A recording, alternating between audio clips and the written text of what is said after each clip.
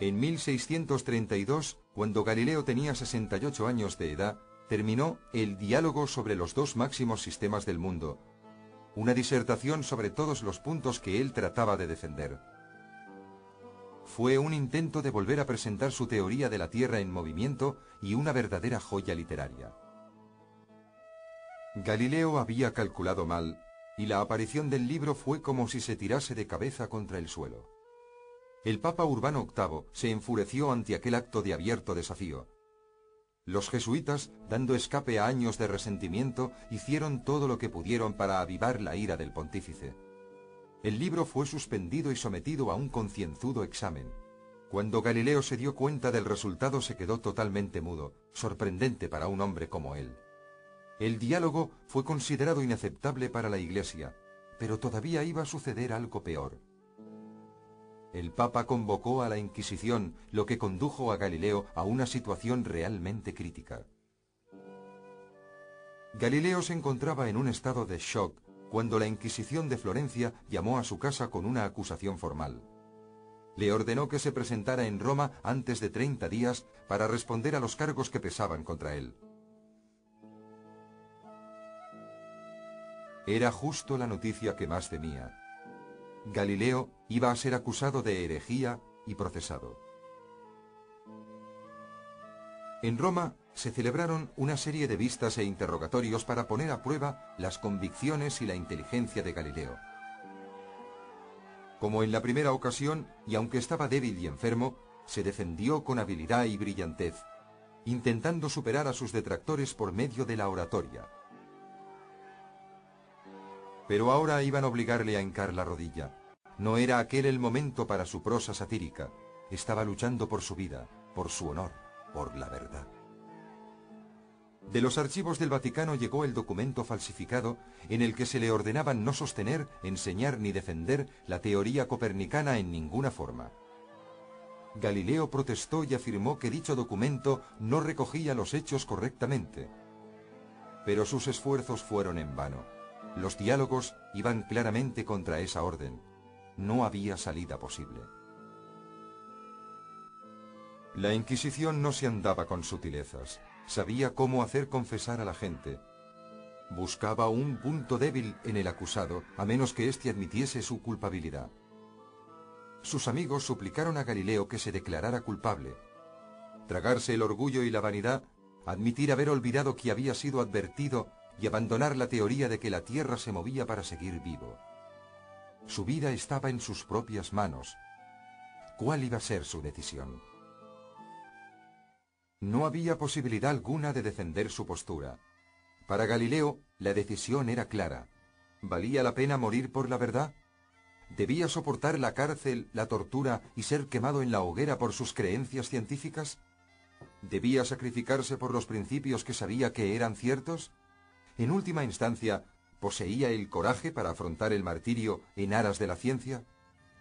Con las llamas bailando en su mente y los gritos de otros herejes resonándole en la mente, Galileo compareció de nuevo ante el comisario general de la Inquisición y sus ayudantes. El orgulloso y arrogante indagador de la verdad iba a ser obligado a confesar su pecado. Su humillación fue completa. Mi error ha sido, lo confieso, la vanidad, la ambición de gloria, la pura ignorancia y el descuido. Y me confirmo en mi aseveración.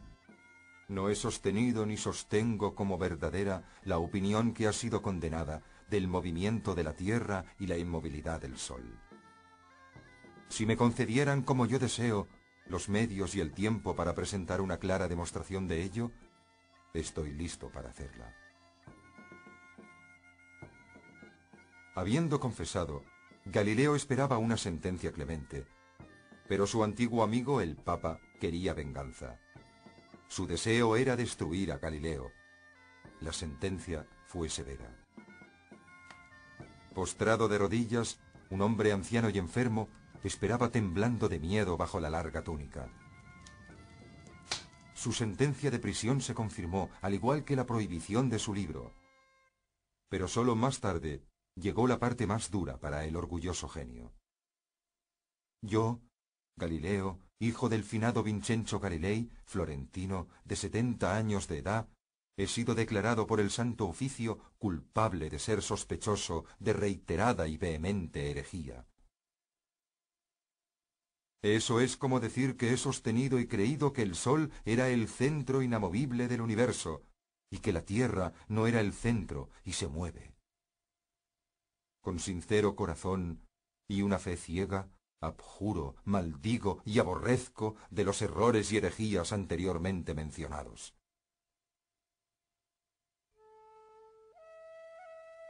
La ignorancia y el miedo, los peores enemigos de la verdad, habían vencido.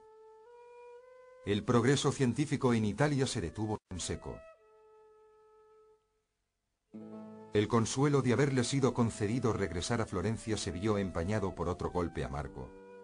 Su amada hija, la hermana María Celeste, cuya correspondencia asidua siempre le había reconfortado, murió en la primavera del año siguiente. Galileo estaba destrozado.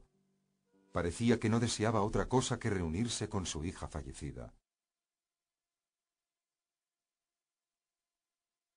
Pero el espíritu combativo de Galileo no podía ser completamente destruido.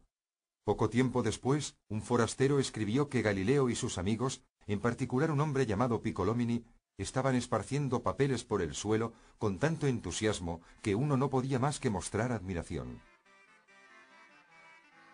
A los 74 años, publicó los discursos y demostración matemática en torno a dos nuevas ciencias relacionadas con la mecánica.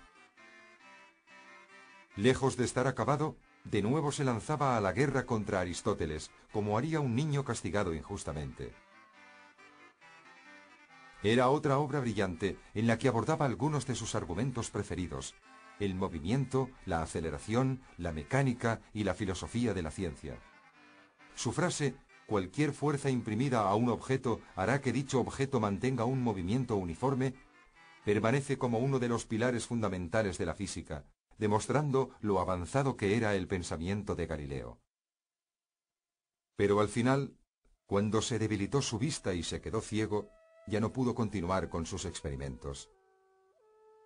Tras vivir lo suficiente para concluir la construcción de su calculador de satélites, con el que pretendía marcar las posiciones pasadas y futuras de los planetas, la brillante luz de su penetrante y abrasivo genio comenzó a vacilar para luego extinguirse. Galileo, el azote de los estrechos de miras y los ignorantes, murió en 1642.